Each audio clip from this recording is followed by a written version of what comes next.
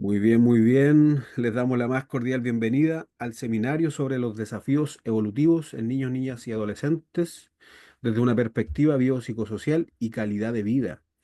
Agradecemos su presencia y les invitamos a seguirnos en Instagram y Facebook para estar al tanto de los próximos seminarios. Soy Rodrigo y voy a estar a cargo de monitorear el seminario de la jornada de hoy. Gracias a quienes nos acompañan, ¿cierto?, en nuestra sala de Zoom y a quienes nos van a ver de manera sincrónica aquí en nuestro canal de YouTube Somos Adipa.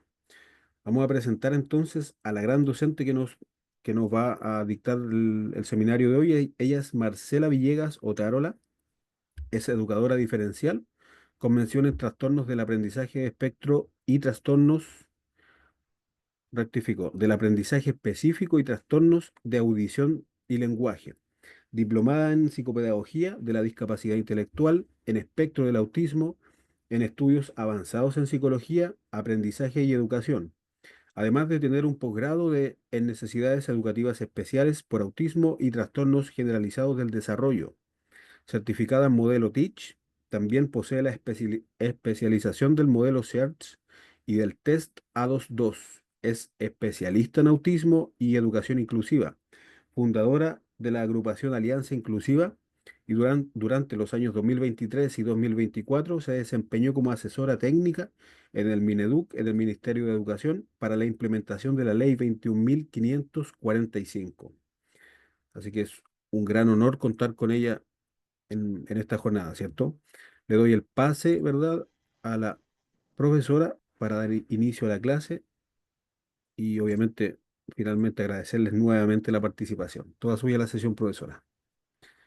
Muchas gracias, buenas noches a todos y todas. Rodrigo, espero que tú compartas entonces la presentación, mientras saludar a todos y todas los amigos de regiones, de la zona central, norte, sur, a nuestros amigos de Colombia, de México, a las personas autistas que nos acompañan hoy día, a las familias de los chicos y chicas autistas y agradecer una vez más por querer compartir conmigo a través de ADIPA, también con la profesora Alejandra González, que está por ahí, que siempre nos acompaña, por querer participar de estas iniciativas que vienen a contribuir en un diálogo tan necesario respecto a los desafíos que tenemos en la crianza, en la educación de personas autistas, principalmente en el periodo de mayor formación que es en la infancia. Siempre, además de saludar permanentemente, pido disculpas de antemano si en algún minuto alguna palabra, alguna afirmación los incomoda, les genera inquietud, no está bien dicho, porque hablar de autismo, hablar de neurodivergencias, siempre tiene que partir por señalar que cuando uno habla en tercera persona debe ser muy respetuosa de las legítimas sensibilidades que hay por parte de la comunidad autista, de cómo nos referimos a nuestros niños, nuestras niñas autistas, a las personas adultas autistas, y que lo hacemos con todo el cariño y el respeto del mundo, con fines académicos, didácticos, para poder promover una mayor calidad de vida. Y también señalar que el enfoque que nosotros desarrollamos a través de ADIPA con Alianza Inclusiva es un modelo biopsicosocial que articula la mirada médica con la mirada terapéutica y la mirada social educativa. Por lo tanto, independientemente que yo pueda tener un lenguaje neuroafirmativo y de total respeto a la comunidad autista, eh, se nos hace necesario en la formación establecer ciertos lineamientos que permitan a docentes, terapeutas, profesionales sanitarios, educativos y trabajadores sociales, por ejemplo, y a las propias familias que empiezan en este camino, poder comprender desde una lógica amplia, íntegra, los desafíos que tenemos con los chicos y chicas autistas desde una perspectiva de calidad de vida. La calidad de vida incluye los derechos humanos. Por lo tanto, cuando hablo de calidad de vida, y que lo vamos a ver en las últimas láminas, estamos hablando también de una perspectiva inclusiva y una perspectiva de derechos. Y como bien decía Rodrigo, que me ha acompañado en otros seminarios, así que ya nos conocemos bien en el ritmo de trabajo que llevamos en este seminario, pedirles a todos los que están en el chat un manejo muy respetuoso pensando que hay personas neurodivergentes que nos acompañan, personas neurotípicas también, que se distraen mucho en la conversación en el chat. Por lo tanto, les pedimos un uso saludable, razonable, respetuoso y amoroso para que nos permita avanzar con 11 láminas que van a intentar describir, establecer los lineamientos a partir del cual nosotros estamos trabajando en el autismo desde una perspectiva de trayectoria y desde una perspectiva muy holística para poder comprender los distintos desafíos.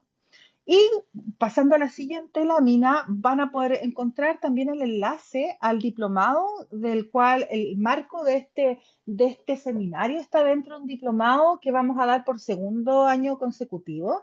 Recién acabamos la primera versión, vamos a la segunda versión. Tengo el gusto de ser la directora de este diplomado y compartir con profesionales, activistas, súper relevantes a nivel nacional e internacional que nos han contribuido muchísimo en levantar un modelo biopsicosocial que responda también a las sensibilidades de la vivencia autista. Ya no basta solamente con generar acciones formativas, certificaciones, cursos que instalen la lógica desde una perspectiva distante, impersonal, porque estamos hablando de seres humanos que tienen un desafío importante en sus vidas, importante también en la crianza de sus hijos y de sus hijas. Por lo tanto, este diplomado enmarca un trabajo de 26 años que hemos venido desarrollando tanto en el ámbito público, en el ámbito privado, habiendo llegado también a la política pública después de un trabajo arduo de 10 años junto a las familias para tener una política pública por el autismo. Vamos a la siguiente. Entonces, lo primero a revisar es que hay un marco de referencia cuando nosotros hablamos de este título de desafíos evolutivos. ¿De qué estamos hablando de desafíos evolutivos? Cuando nosotros hablamos desde una perspectiva clínica, médica, vamos a hablar de TEA. Efectivamente, el TEA es un diagnóstico, no es una persona, tampoco es una identidad y tampoco es una vivencia. La experiencia autista no alcanza a ser reflejada por un diagnóstico.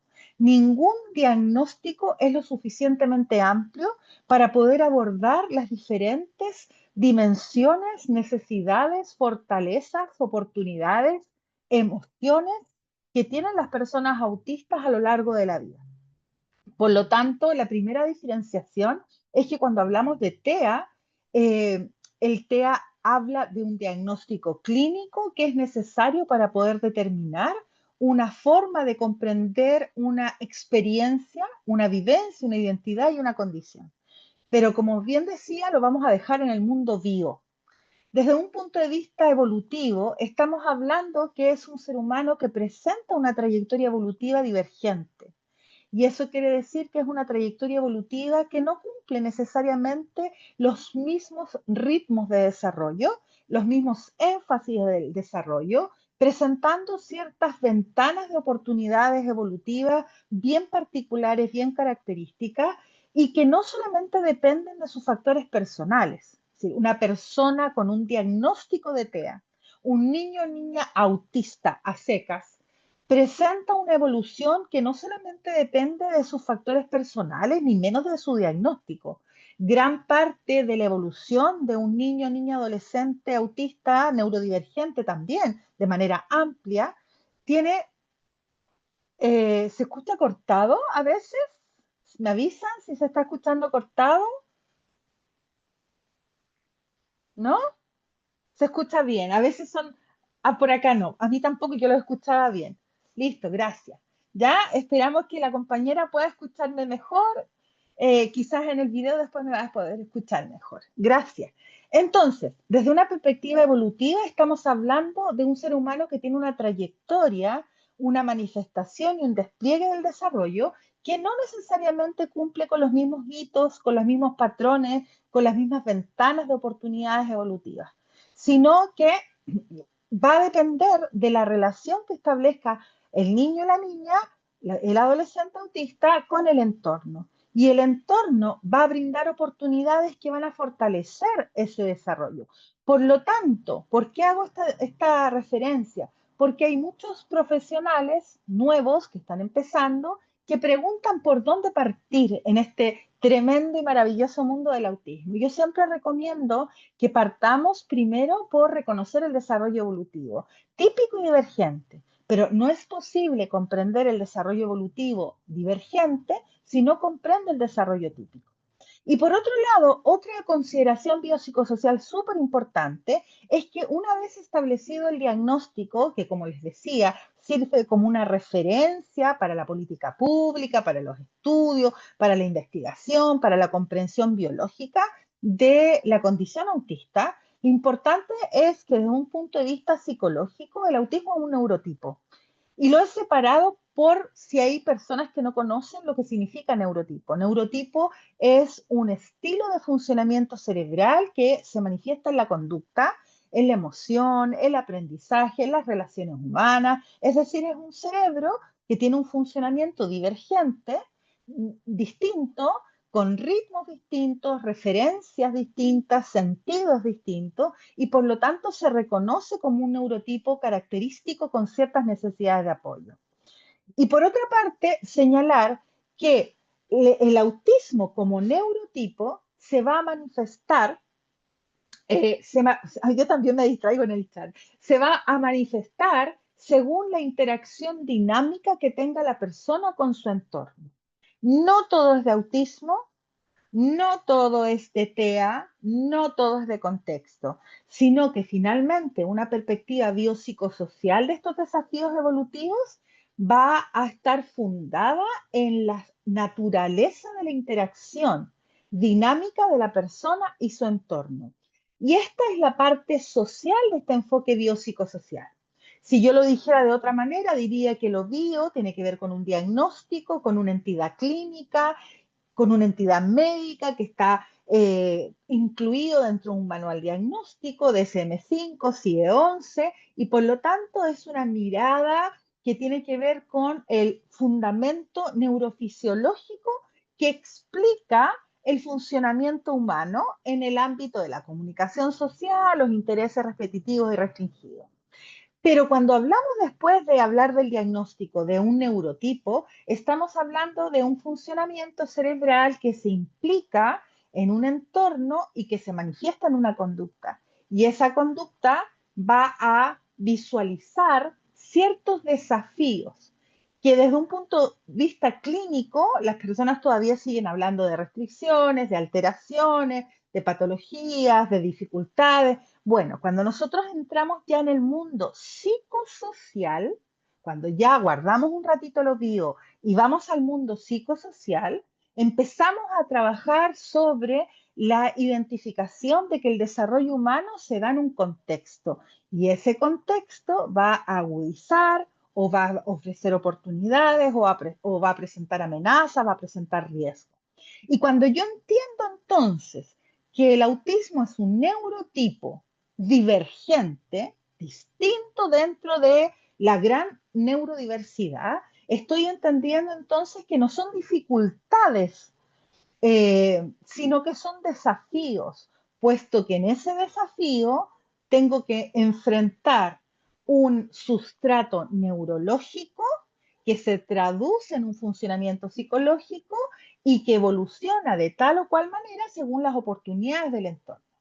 Y estas consideraciones están a lo largo de todos nuestros cursos en ADIPA, que es un modelo que articula la mirada médica, la mirada terapéutica con la mirada socioeducativa y que permite finalmente tener una mirada amplia, no lineal, sino que integral respecto de las necesidades de apoyo que tiene una persona autista a lo largo de su vida. Vamos a la siguiente. Y desde esa perspectiva amplia, vamos a reconocer entonces el poder que tiene el entorno. Y esto es lo maravilloso, que a mí me parece que es fantástico. Ya en 1970 más o menos hubo un médico que estableció que el desarrollo humano ocurría en contexto. Y por mucho tiempo ese desarrollo humano que ocurre en contexto fue un modelo explicativo del desarrollo humano que no llegaba a las neurodivergencias. Sin embargo, desde la década del 80 se ha ido visualizando que así como las personas neurotípicas se ven impactados por el entorno, siendo el entorno una fuente de ayudas, oportunidades, riesgos o amenazas, es un entorno que tiene gran poder sobre el desarrollo humano. Por lo tanto, volvemos a repetir que el TEA como diagnóstico no es una sentencia, sino que es una información que empieza y termina ahí, pero que no determina la evolución, menos en la infancia, de la trayectoria evolutiva de una persona. Y el énfasis de cualquier formación está en identificar con claridad qué es de la persona, qué es del entorno y qué surge de la interacción de la persona en ese entorno. Y en esa interacción dinámica se van generando tremendas oportunidades que aprovechan las oportunidades evolutivas, las ventanas neurológicas entre los 0 y los 7 años, entre los 0 y los 12, después entre los 12 y los 18, pero que van permitiendo que este cerebro pueda ir ajustando su funcionamiento a los desafíos del entorno. Finalmente, los desafíos del entorno pueden provocar un desafío que permita avanzar hacia una zona de desarrollo próximo o se quede estancado en una zona de desarrollo real. Pero ese desafío evolutivo tiene que ver con cómo el cerebro se dispone con ayuda del entorno para poder alcanzar un funcionamiento que le permita la mayor autonomía y bienestar que sea posible. Entonces, esta es la perspectiva biopsicosocial. Y en esta perspectiva biopsicosocial, entonces, vamos a identificar que un niño, niña, adolescente autista tiene desafíos evolutivos, es decir, respecto de su desarrollo, como cualquier otro niño y otra niña dentro de la gran neurodiversidad. Y esos desafíos evolutivos tienen que ser observados de manera muy ordenadita, de manera muy pulcra, de manera muy precisa, porque muchas veces los desafíos que yo le pongo a las niñas, niños y adolescentes autistas son superiores a los que biológicamente, a lo que biológicamente yo puedo responder.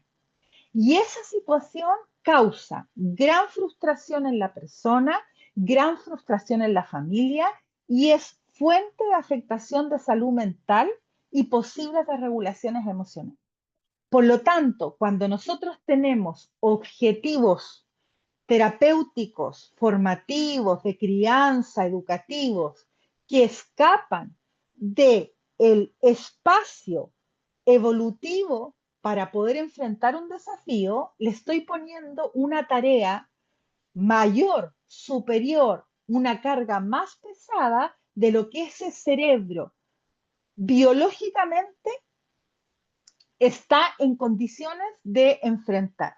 Y eso es súper importante porque, por ejemplo, en las escuelas vemos habitualmente una mirada muy curricular que implica someter a muchos niños y niñas autistas a desafíos socioeducativos, socioculturales, que, eh, que interferirían con el desarrollo evolutivo de la persona. Va a ser una pregunta entre medio. Si la persona contea, a ver, vamos a decir, si la persona autista no tiene necesidades de apoyo, ¿no influiría el entorno? Mira, es súper buena pregunta. De todas maneras, invitarlos a dejar esas preguntas quizás para la última parte del seminario, pero siempre hay que pensar que el diagnóstico de TEA, no la persona, pero el diagnóstico de TEA, da por sabido que la persona tiene necesidades de apoyo. No es posible pensar en TEA sin necesidades de apoyo, porque uno de los criterios diagnósticos es el que la persona vea afectado su funcionamiento de manera significativa por alguna de las dimensiones consideradas en el diagnóstico. ¿Ya? Por lo tanto, no es posible pensar, primero, que una persona que tiene un diagnóstico de TEA no tiene alguna necesidad de apoyo, quizás no es visible la necesidad del apoyo, pero no es posible pensar que no tenga necesidad de apoyo y tenga un diagnóstico de TEA. Y tampoco es posible pensar que el entorno no va a impactar sobre una persona, aunque sea un TEA de nivel funcionamiento o de nivel de apoyos nivel 1. Incluso en el nivel 1, en la adolescencia, surgen necesidades de apoyo muchísimo más intensas que un adolescente nivel 3, puesto que la afectación de salud mental, la posibilidad de una afectación del ánimo o un trastorno ansioso depresivo, es parte de los desafíos evolutivos que tiene una persona con un diagnóstico de TEA. ¿Ya?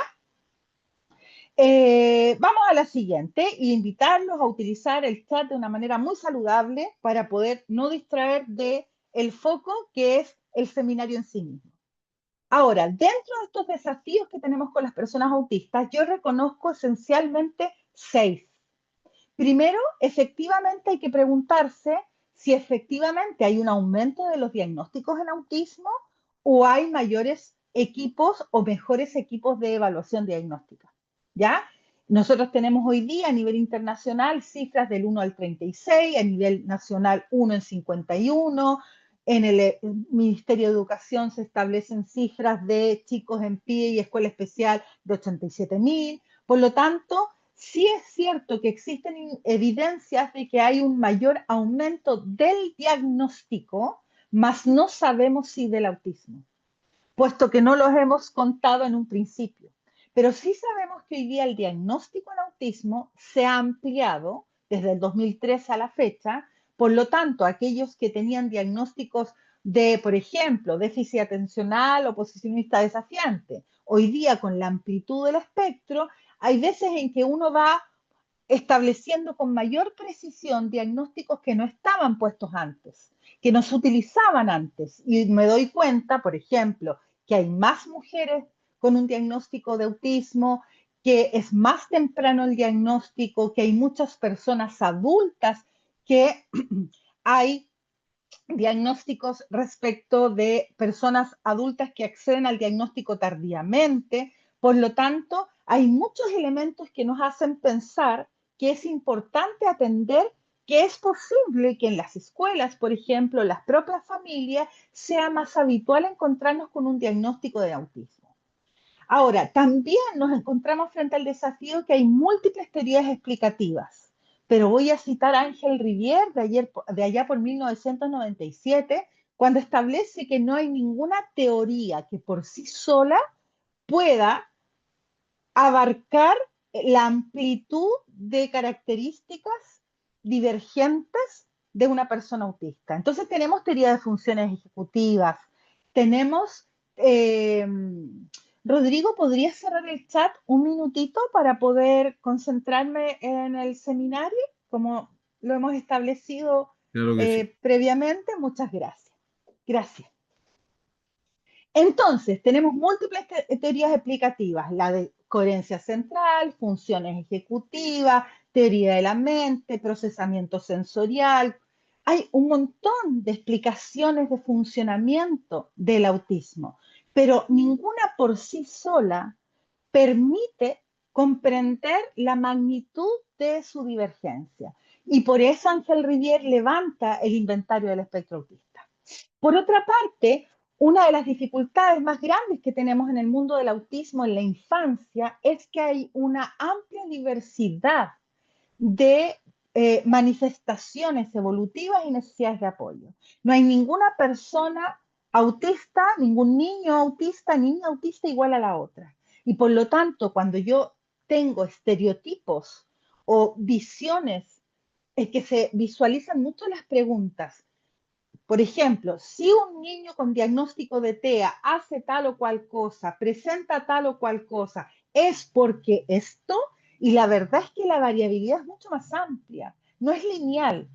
Cada ser humano vive en un entorno, presenta factores personales, desafíos evolutivos individuales. Si bien hay características genéricas en autismo que tienen que ver con el diagnóstico, la diada, por ejemplo, comunicación social, intereses restringidos y repetitivos, la manera en que eso coexiste con procesamientos sensoriales divergentes, atípicos, atención divergente, procesos cognitivos diferentes, estilos comunicacionales distintos, desarrollos psicomotrices diferentes, identidad sexogenérica distinta, crianza diferente, oportunidades diferentes, no es posible generalizar la variabilidad del autismo. Lo que podemos generalizar o establecer como de base es que hay criterios diagnósticos que comparten las personas autistas. Pero una vez establecido el diagnóstico, el devenir de ese niño y esa niña no depende solamente del diagnóstico, sino que cómo ese diagnóstico se ha manifestado, con qué coexistencias o excepcionalidades se ha manifestado. No es lo mismo hablar de una niña autista de 6 años, de provincia, con déficit atencional, a hablar de un adolescente autista de Santiago de Chile con alta capacidad, pero con dificultades de procesamiento sensorial. Ya, por lo tanto, el algoritmo es mucho más complejo. Hay una tendencia al estereotipo, hay una tendencia al pensamiento lineal. Autismo, mujer, discapacidad intelectual, déficit atencional, fenotipo conductual. Nivel 1, nivel 2, nivel 3. Y no hay nivel 1 iguales a otros, no hay niveles 2 iguales a otros, no hay niveles 3 iguales a otros. Por lo tanto, los desafíos tienen que ver también con entender, y ojalá todos los profesionales que empiezan en el ámbito y las familias que empiezan en este camino puedan profundizar en el término de singularidad. Hay cosas que compartimos, pero hay cosas que nos distinguen. Y las necesidades de apoyo se fundamentan en aquello que nos distingue, no en aquello que compartimos. Por ejemplo, un apoyo de terapeuta ocupacional no es el mismo para todos los niños autistas de 4 años. Tampoco lo es el apoyo fonoaudiológico. Tampoco lo es el ajuste curricular. Tampoco lo es la matriz de comunicación digital, un Proloco, un Picto, un Arasac. ¿Por qué? Porque lo que vamos teniendo que aprender es a identificar el algoritmo y cómo A más B más C igual D, en otros casos es D más A más B menos C. Entonces, la gracia, la fortaleza profesional está en identificar singularidad y evitar los estereotipos, evitar los estigmas y evitar los pensamientos lineales. Vamos a la siguiente.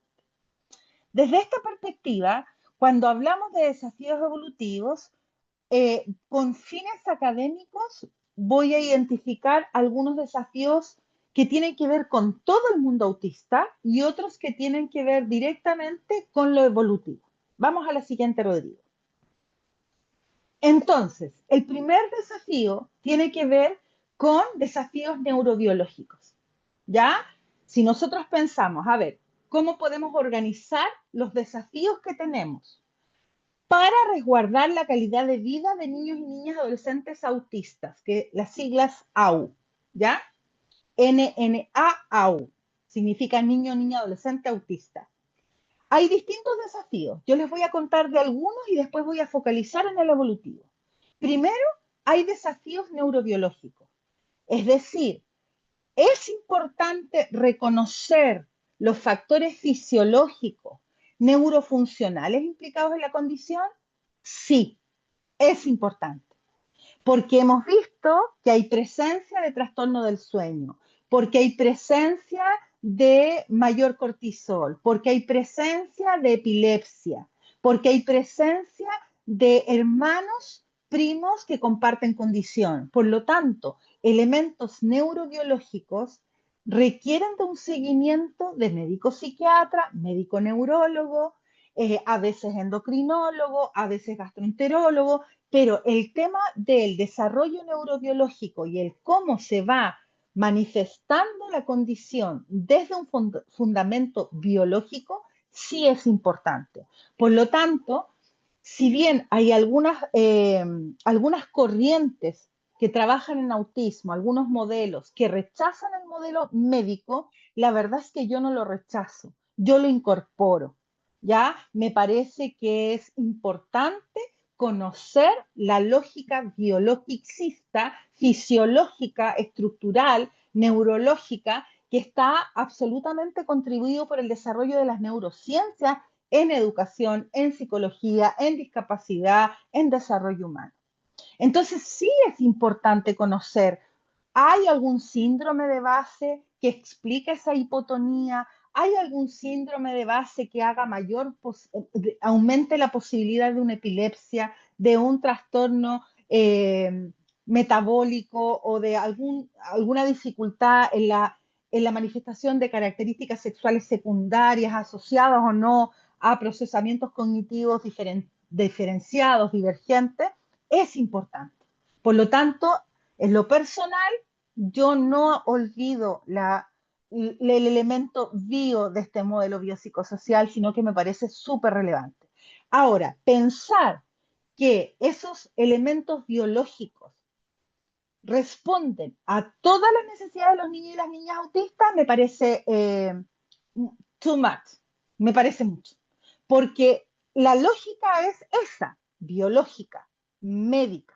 ¿Para qué? Para el segundo desafío, para poder reconocer con claridad cuáles son las implicancias de este desarrollo neurológico diferente en la salud física y mental.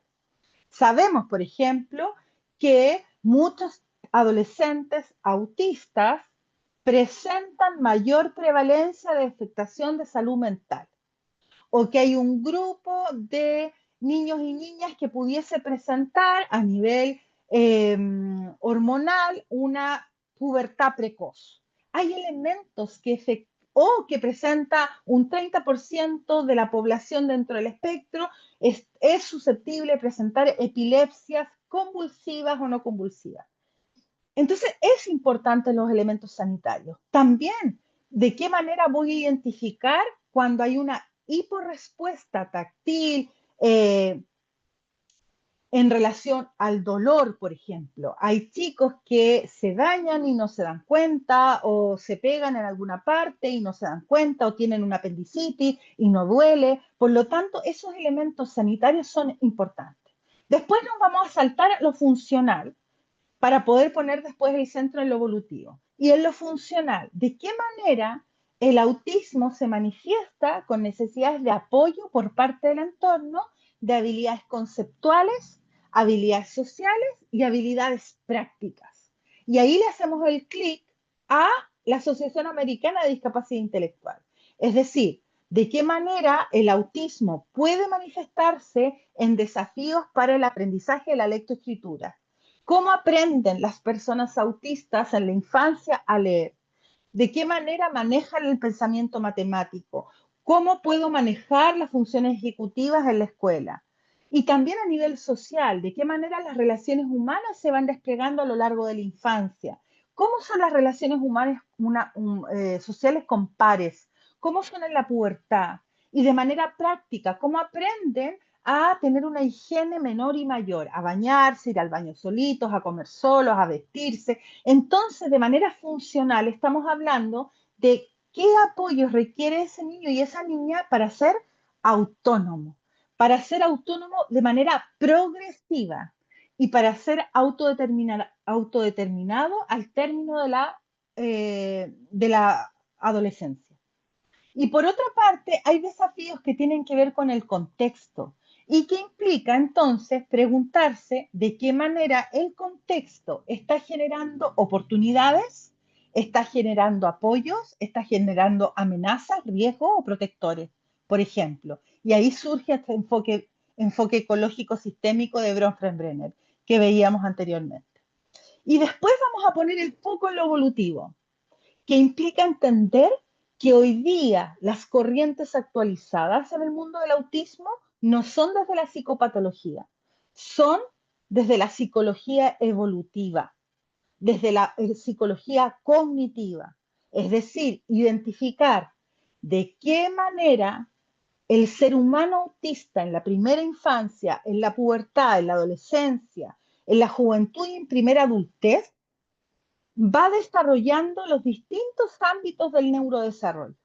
¿Ya? Por ejemplo, a nivel sensorio perceptivo, ¿qué puedo encontrar? ¿Qué veo yo en este niño? ¿Tiene hiporrespuesta, hiperrespuesta? ¿Es mixto, es fluctuante? ¿Cómo se relaciona con el mundo físico? Podría preguntarme también, ¿de qué manera este chico presenta el despliegue de sus funciones ejecutivas, en donde tiene que planificar, organizar, monitorear, focalizar la atención, controlar los impulsos? ¿De qué manera este niño y niña autista se está comunicando? ¿Tiene una comunicación efectiva? ¿Requiere alguna matriz complementaria de comunicación? ¿Requiere algún sistema aumentativo alternativo? ¿Resulta que se comunica verbalmente, pero pragmáticamente no es eficaz? Tengo que preguntarme. O también, cognitivamente, ¿cómo interpreta el entorno? ¿Cómo interpreta los símbolos? ¿De qué manera establece los marcos de referencia? ¿Cuáles son sus intereses profundos? ¿Qué lo motiva? Y después también me preguntaría de qué manera está desarrollándose emocionalmente, porque las personas autistas presentan en la primera infancia y pubertad importantes desafíos para desarrollarse emocionalmente. A muchos de ellos y ellas les cuesta mucho identificar su propia emoción, comprender su emoción y expresarla de manera convencional, poder asimilar las emociones que yo causo en los otros, para el último, la última habilidad, poder regularlo más o menos como los 20 años, 25 años, como todos los seres humanos. Por lo tanto, ahí hay muchos elementos que hay que considerar y que muchas veces no se consideran, porque estamos tan obsesionados con mitigar la identidad autista que olvidamos poner atención en apoyos que son esencialmente evolutivos. Por ejemplo, llego a la escuela en segundo básico, en primero básico y tengo que aprender a leer y escribir, pero resulta que aún no me relaciono adecuadamente con el mundo letrado. Y por lo tanto, ahí surge una dificultad donde yo no estoy considerando que el autismo es un neurotipo y el currículum no necesariamente responde a esos desafíos evolutivos. Entonces, sugerencia, cualquier tipo de atención, abordaje que hagamos de los niños y niñas neurodivergentes por autismo, vamos a tener que considerarlo como una forma de divergente del desarrollo humano, pero las conductas, las necesidades, los desafíos que presentan los chicos autistas no son de otro planeta, son desafíos típicos de la población humana, del ser humano, pero que se incrementan en intensidad o que se mantienen por mucho tiempo o que presentan un desarrollo fluctuante en espiral con tres para adelante, quizás dos para detrás, uno para el lado, pero lo esencial es entender que el desarrollo evolutivo del niño, niña, adolescente autista es un desarrollo humano, ¿ya? Por lo tanto, no hay un desarrollo humano autista, es un desarrollo humano divergente. Y por lo tanto, las decisiones que tomes no deben ser solamente terapéuticas, sino que deben ser decisiones que pongan foco, atención en la calidad de vida de la persona. Y vamos a ver en unos segundos más qué vamos a entender por calidad de vida. Vamos a la siguiente, Rodrigo. Espero que vamos bien. Ahora, si nosotros ponemos el foco en la mirada evolutiva, podríamos decir que si lo que me corresponde a mí como mamá, como tía, como abuela, como docente, como terapeuta, como médico, es acompañar tu desarrollo evolutivo, lo primero que yo debo conocer es tu desarrollo evolutivo, ¿ya? No puedo partir describiendo el autismo, la manifestación autista que me llama tanto la atención, sin antes ver de qué manera ese desarrollo evolutivo se está manifestando, porque no todo tiene que ver con autismo, no todo está relacionado con autismo, sino con el propio desenlace del desarrollo humano. Por ejemplo, en algún minuto todos los niños pueden andar en punta de pies, pero cuando se extiende más de la cuenta, cuando es niña, cuando además no tiene un lenguaje efectivo, bueno, entonces esa puntita de pies que está dentro de un comportamiento más global puede ser una característica dentro del espectro. Todos los niños pueden presentar retraso en el desarrollo del lenguaje, más si simultáneamente se presenta con intereses repetitivos y restringidos, además de la puntita de pies, yo diría, mira, es un desarrollo evolutivo que presenta características que son parte del espectro. Pero siempre yo parto mirando el desarrollo evolutivo, porque las ayudas no se dan en función de las características más distintivas del autismo, sino que los apoyos se dan haciendo el análisis de qué necesita ese niño siendo niño autista. No es qué apoyos necesita por ser autista, sino qué apoyos necesita ese niño y esa niña como niño con sus características autistas. Y eso pasa mucho en las escuelas, que empiezo a pensar que porque está en plataforma PIE, porque tiene un diagnóstico de autismo, yo abordo el aprendizaje desde el autismo y dejo de mirar cuáles son las habilidades elementales que yo tengo que desarrollar para que aprenda a leer, para que aprenda a escribir, siendo volviéndome una investigadora privada para poder identificar cuál es el nivel de desarrollo que tiene el lenguaje.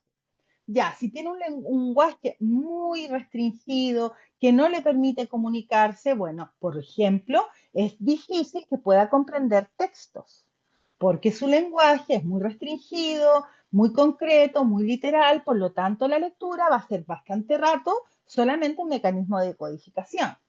Si yo no conservo los objetos cuando no comprendo que los objetos tienen permanencia, independientemente que yo los vea o no los vea, lo más probable es que voy a tener dificultades para entender la lógica matemática.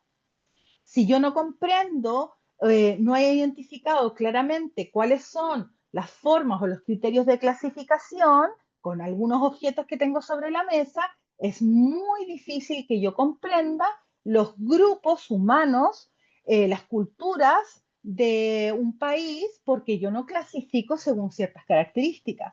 Por lo tanto, las características más desafiantes que yo veo en los niños y niñas autistas no tienen que ver con su autismo, tienen que ver con que su desarrollo evolutivo no ha seguido los patrones, por decirlo de alguna manera, o el curso típico del desarrollo evolutivo. Por lo tanto, cuando yo quiero levantar una respuesta educativa, no puedo empezar porque está en primero básico, inmediatamente exigiendo una lectura fluida de decodificación porque el chico todavía no accede al lenguaje.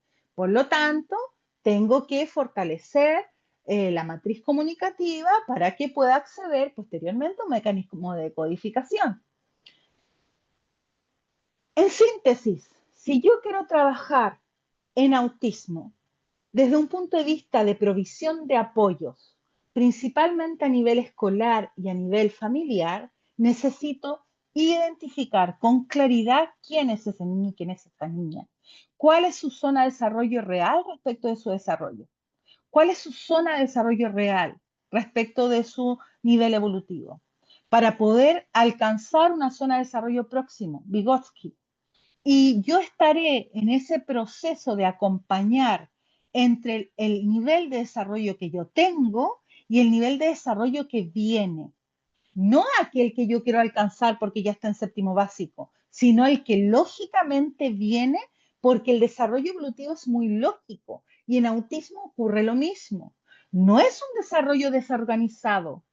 Ya no tenemos la idea del autismo como trastorno generalizado o pervasivo del neurodesarrollo. Hoy día lo entendemos como una categoría diagnóstica que tiene ciertas indicadores, pero es un desarrollo absolutamente lógico.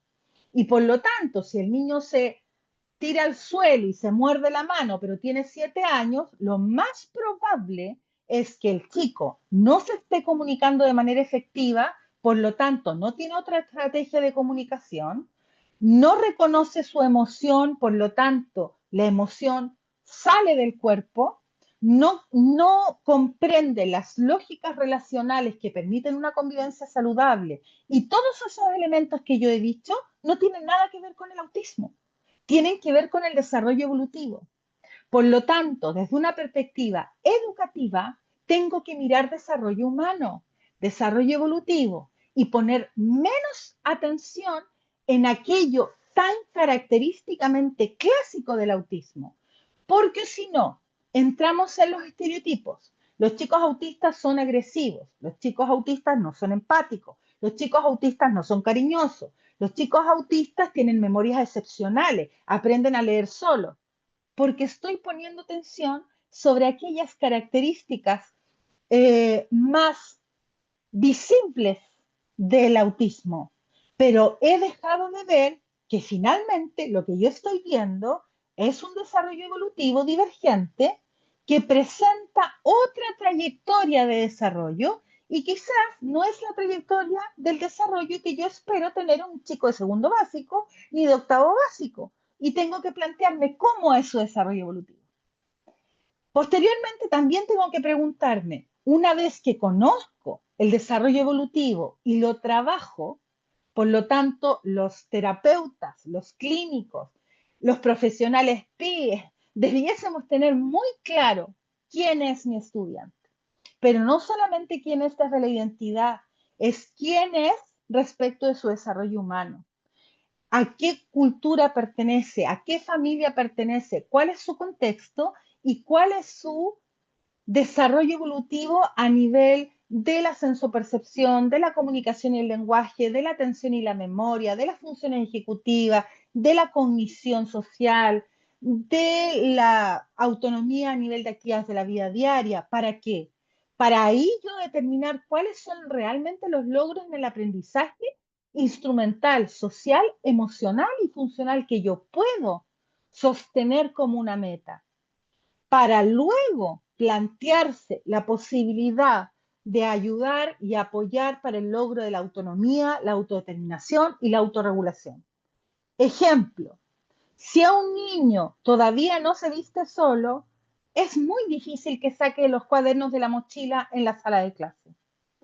Si hay un niño que no puede pedir agua, es muy difícil que pueda pedir ayuda si se siente colapsado.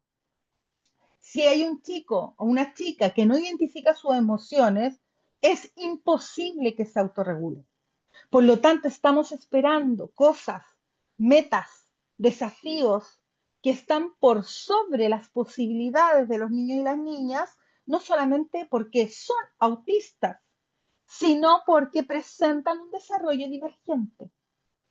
El desarrollo divergente no es igual en todas las personas, ni neurotípicas, ni neurodivergentes, ni menos autistas, sino que cada desarrollo evolutivo tiene un perfil distinto.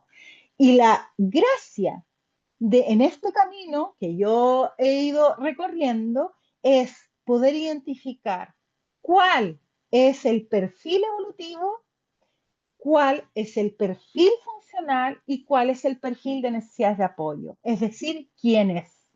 Y una vez que yo defino con claridad quién es, me pregunto qué necesita. Y cuando me pregunto qué necesita, yo me establezco entonces qué es lo que voy a hacer. Pero hoy día todavía lo hacemos al revés. Yo quiero aplicar modelo TEACH, yo quiero aplicar modelo CERT, yo quiero aplicar modelo PEX, yo quiero aplicar modelo Floortime, porque estoy centrada más en el modelo que me gusta, en el cual yo me certifiqué, que me parece lógico, pero no sé bien si es pertinente con el perfil evolutivo, perfil sensorial, perfil cognitivo, perfil de aprendizaje, perfil de necesidades de apoyo. ¿Ya? Yo agradezco a Tomás que me ha mandado tigrecito, me ha mandado fantasma, ha mandado diablitos. Ahí voy a ver quién es Tomás después. Ya, vamos a la siguiente, Rodrigo, para ir cerrando. A mí se me pasa volando. No sé si a ustedes, pero a mí se me pasa, pero volando. Vamos a la siguiente lámina. Entonces, urgente, urgente, transformación cultural respecto de niños, niñas autistas. Necesario cambio de creencias y actitudes para un contexto neuroamigable. ¿Y qué significa esto?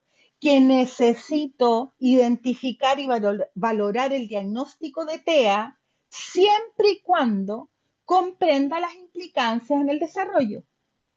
¿Qué es lo que está pasando hoy día? Que yo digo, no, si yo entiendo que es TEA, los que se han unido conmigo a otros seminarios saben que yo siempre digo esto.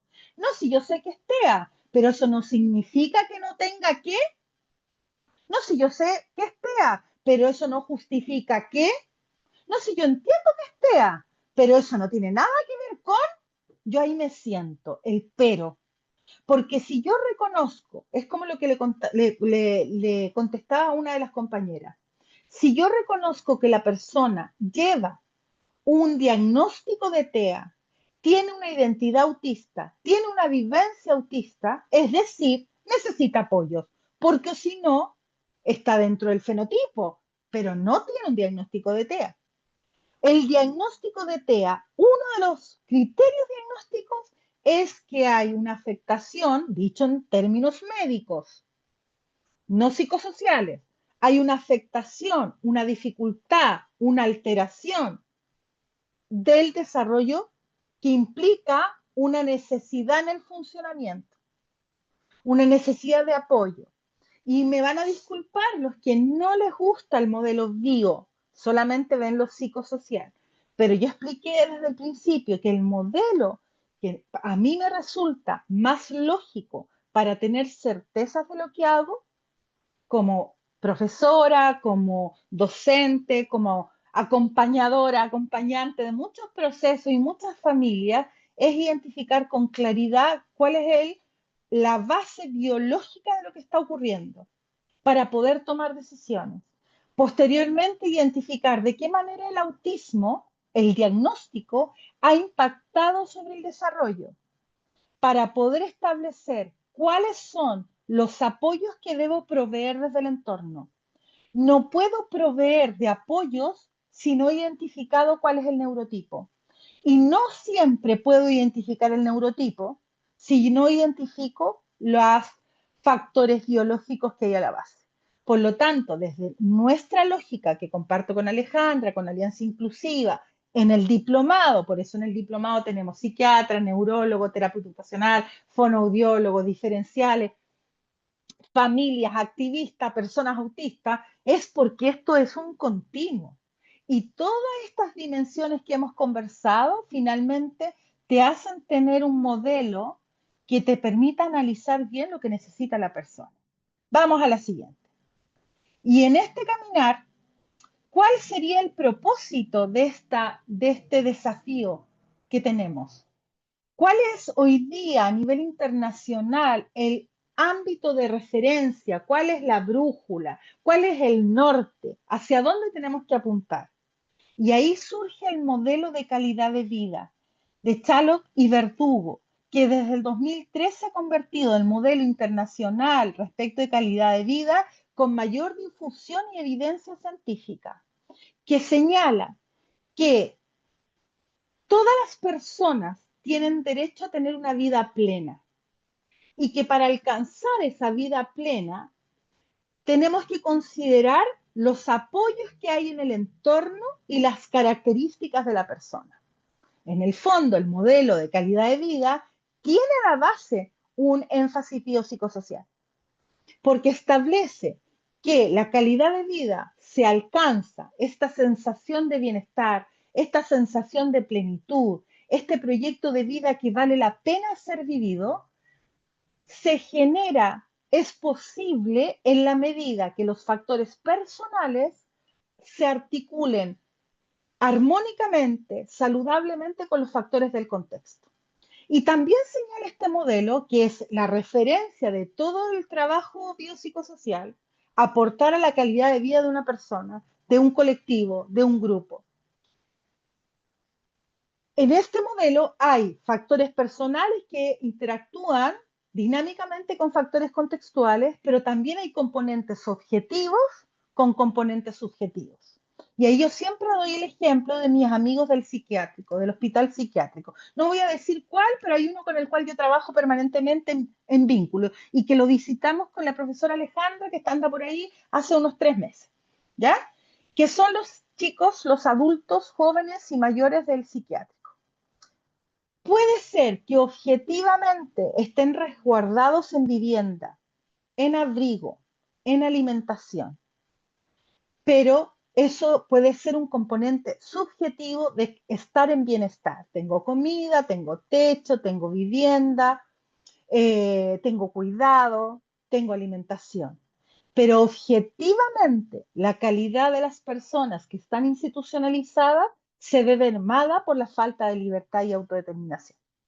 Entonces, ese es un indicador súper claro de que yo puedo sentirme a gusto en determinado espacio. Yo puedo sentirme a gusto viviendo en la calle porque puedo tener la libertad de hacer lo que yo necesito, lo que yo quiero, no me quiero un hostal porque no me permiten mis perritos, por lo tanto estoy muy bien viviendo en un ruco. Ese es un componente subjetivo, pero la calidad de vida tiene un componente objetivo. Ninguna persona puede estar en una vida plena si no tiene abrigo, alimento, comida, techo. ¿Me voy explicando? Hay elementos que son objetivos y otros que son subjetivos. Por lo tanto, cuando nosotros miramos de qué manera contribuir a la calidad de vida de una persona, más niño, niña, adolescente autista, no es lo que yo crea, no es lo que yo quiera, no es el modelo que a mí me satisfaga, no es la certificación que yo tomé, sino qué necesita la persona a nivel individual, de qué manera el contexto amenaza o da oportunidades, es protector o es riesgo, y cuáles son los componentes objetivos. Por ejemplo, objetivamente un niño que se autolesiona no puede tener una buena calidad de vida. ¿Ya? Objetivamente, un niño que convulsiona permanentemente no puede tener una buena calidad de vida. Objetivamente, un niño que tiene una hiperrespuesta auditiva y no se le permite usar canceladores de ruido en el colegio no puede alcanzar su calidad de vida, porque la calidad de vida no es una meta, es un proceso que se construye cotidianamente en la vinculación con el entorno. Vamos a la última lámina y damos lugar a las preguntitas antes que se vaya la hora, y que es el final que yo quiero como rescatar de este seminario. Para mí, 50 minutos, 60 minutos, para los que ya me conocen saben que es muy poquito porque reflexiono mucho, comparto mucho algunas ideas que he ido construyendo a partir de la literatura, de la propia experiencia, de la escucha activa de las personas autistas y sus familias. Pero finalmente, todas las acciones que se llevan a cabo y con, para y con los niños y niñas adolescentes autistas deben estar orientados hacia la calidad de vida, no hacia un modelo, no hacia pasar de curso, no necesariamente que tenga que usar tal o cual comunicador, no porque me guste tal terapeuta, y eso implica un trabajo profundo de humildad de escuchar a la comunidad autista, de escuchar a las familias autistas, de escuchar a ese niño y esa niña que está en proceso de diagnóstico. Si yo no identifico finalmente cuál es el anhelo de la persona, cuál es la necesidad, puedo ser el doctor en psicología autística del mundo mundial, pero no ser capaz de empatizar ni poder perfilar una propuesta de acompañamiento que sea pertinente a ese niño, esa niña, ese adolescente y su familia. Así que vamos con calidad de vida desde un enfoque biopsicosocial. Bueno, ahora abrimos el chat. Muchísimas gracias por su atención. Gracias por siempre sumarse a los seminarios de ADIPA y abrimos el chat, Rodrigo, y vamos con las preguntas antes de que tú vayas al sorteo para un curso en ADIPA. Y por supuesto, gracias a Rodrigo y a ADIPA por siempre permitirnos compartir nuestra experiencia con ustedes. Voy a abrir el chat también para leer cómo vamos. Muy bien, profesora. Qué gran sesión. Entonces, abrimos el chat y vamos a dar el pase a las preguntas. Pueden levantar su mano aquí en la plataforma. Voy con Nati, que tiene su mano levantada. Hola, ¿me escuchan? Sí, hola Nati. Hola, yo tengo una pregunta, ¿no? Yo tengo mellizos de 3 años. Empezaron el colegio y la nena me empieza a preguntar del padre. El padre se fue, nunca los conoció. Y se pone y a mi hermano le dice papá. Y antes no le decía. Y está más pegada a mí. Y lo que él hace es, hablaba mucho y ahora es como que no habla tanto. Como que lo hace más por señas. Ujú. Te quería preguntar si eso es algún síntoma o algo. Mira, sin conocer el contexto de tus chicos, puedo señalar que siempre que hay una disminución del repertorio del lenguaje, es importante consultar en salud, ¿ya? Porque lo habitual es que el lenguaje vaya siempre evolucionando. Quizás cuando llegas a la adolescencia, de repente los chicos y las chicas se quedan un poco para adentro, pero en la primera infancia, 0 a 6, lo más típico es que un niño o niña vaya desarrollando cada vez más lenguaje. Si a ti Claro. te preocupas su desarrollo lingüístico, sería importante un control de salud. No sé si estás en Argentina o aquí en Chile. Sí, yo soy de Argentina. Lo que Sí, pasa es que lo lleva a la pediatra y me ya. dice que está todo bien. Ellos son prematuros, pero me dice que están bien. Y no Sí, sé si la tendrá que llevar al mira, psicólogo o algo. a nivel Yo le comenté latinoamericano, eso a la sí, pediatra. ya. Mira, a Me nivel dijo que están bien latinoamericano, cognitivamente.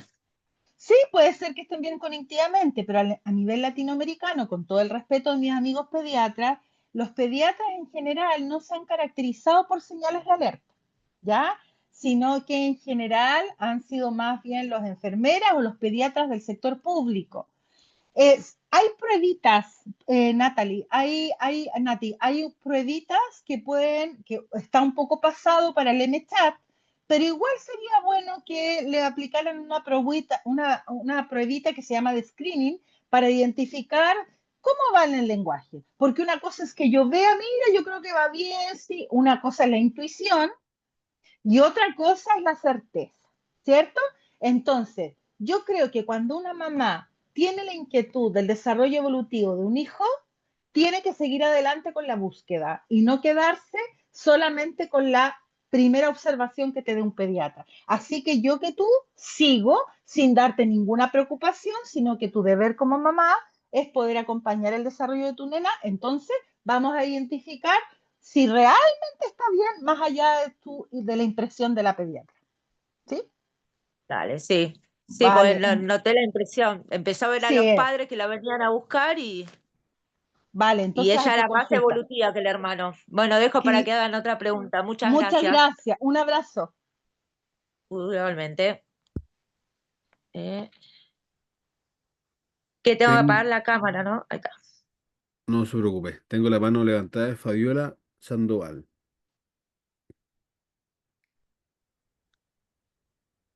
Hola, ¿cómo están? Buenas noches. Bueno, primero que todo agradecer esta valiosa jornada de contenido desde personalmente desde mi experiencia.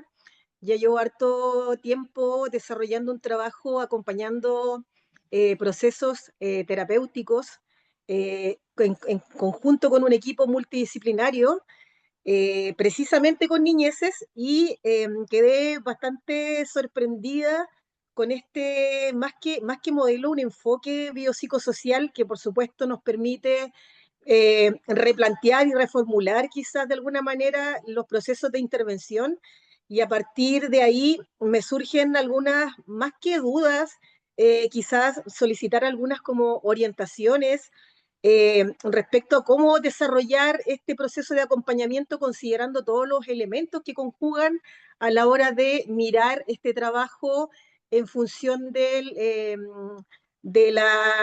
favorecer la calidad de vida de las niñeces, considerando que aquí no solo se involucra el proceso en sí que llevan los profesionales, sino que también el entorno, la familia, la escuela, Entonces, a partir de ahí, me imagino que surgen una serie de desafíos que hoy día cuesta lograr mejorar, considerando que esta mirada biopsicosocial hoy día está como en pañales o hay muchos equipos que no la desarrollan, considerando también lo que mencionaba eh, quien está impartiendo esta cátedra, sobre todo porque nos entrampamos desde estos distintos modelos habituales de donde nos paramos, ya sea desde la psicología, desde la terapia ocupacional, y aquí la invitación es que tengamos una mirada desde lo integral. Sí, mira, a mí, Fabiola, lo que me ha servido mucho es siempre trabajar de manera transdisciplinaria. Si hay algo que yo he aprendido es que solo siendo educadora diferencial, que no lo digo de una manera despectiva por mi profesión, sino que solo siendo educadora diferencial no es suficiente.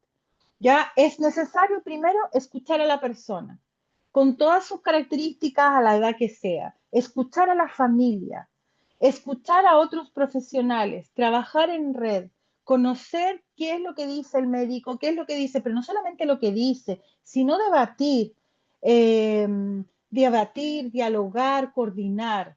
El enfoque biopsicosocial es el enfoque que está a la base del modelo de planificación centrada en la persona, de planificación centrada en la familia, del modelo de calidad de vida, que son enfoques que se inician primero en el hemisferio norte. En Latinoamérica siempre ha llamado un poco la atención, he tenido la oportunidad de exponer para México, para Colombia, Bolivia, y siempre llama la atención porque en Latinoamérica está más en pañales, pero lamentablemente, pero no es un modelo que esté en pañales desde la literatura científica o desde las publicaciones indexadas, hay harto material. El modelo biopsicosocial en el fondo es entender que el ser humano, independientemente sea autista o neurotípico, es un ser humano que tiene distintas dimensiones de desarrollo, ¿ya? Eh, entonces, viste que se empiezan a pelear por el chat y yo me distraigo. Bueno, entonces, contarte que hay mucho material en la web que tú puedes quizás empezar desde calidad de vida, del modelo de Chaloc y Verdugo, lo último que yo nombré en la diapositiva. Es importante conocer cuál es el modelo de calidad de vida o centrarte en el modelo de planificación centrada en la persona también, o centrarte también en el trabajo transdisciplinario de neurodivergencia. Y favorablemente ya hay muchas publicaciones científicas serias que tienen harta literatura, harta evidencia. A mí me aburre trabajar solo con colegas. A mí me gusta la vinculación con distintos profesionales y el trabajo transdisciplinario cuando tú humildemente te dispones a escuchar al otro y el otro humildemente se dispone a escucharte en tu rol, sea de docente, sea de maestra, de trabajadora social, de madre, porque no es mamita, es una madre, una familia, que es parte del equipo. Es maravilloso cómo uno va evolucionando y puede tener respuestas mucho más pertinentes. No es solamente que nos guste el modelo, es que es el más eficiente. Solo la integración sensorial, solo la comunicación alternativa aumentativa, solo la terapia sistémica, solamente el médico, no funciona y además que es un estrés para la familia y para la persona que te lo encargo, es muchísimo. En cambio, si hay una visión coordinada, pertinente, holística, que incluye a la persona y a la familia y el contexto, obviamente que tiene una mayor eficacia, porque ¿cuánto uno ve al chico si trabajas en consulta? 1 hora a la semana. Esa Sí. familia lo ve toda la vida y los docentes al menos lo ven 35 horas a la semana, ojalá. Entonces hay que trabajar transdisciplinariamente. Eso es lo que te podría decir, Fabiola. Ahora, todo esto lo conversamos mucho en el Diplo, entonces los que han sido participantes de los cursos del Diplo salen ya con una mirada mucho más integral. Esa es la nuestra. Gracias, Súper, muchas Fabiola. gracias, Marcela. Vamos a Quizá ahí una última. de ¿Sí? repente dejarnos algunos datitos de material de estudio, Mira, los pensando voy a como... mandar para que los suban. Los voy a mandar para que los suban a la plataforma y lo puedan compartir además de esta presentación. Lo pueden pedir también a soporte ADIPA, como les contaba Rodrigo que está al principio de la grabación, y ADIPA siempre se comunica conmigo, va a decir, profe, mándenos material, y ellos se los comparten. Así que no hay ningún Genial. problema. Muchas gracias. Ya, Rodrigo, creo que estamos listos por la hora, así que te doy el pase. Muchísimas gracias y espero que alguien que realmente esté interesado se gane un cursito aquí en ADIPA, ¿ya? Así que muchísimas gracias, espero haber sido un aporte al trabajo de formación que están desarrollando, a no desistir, y un beso enorme a las familias de personas autistas y a las personas autistas que hoy día nos acompañan. Mis respetos más profundos y espero que nada de lo que haya dicho les haya generado incomodidad. Un besito. Muchas gracias, estimada querida profesora. Gracias. Gracias, gracias Rodrigo. Un abrazo.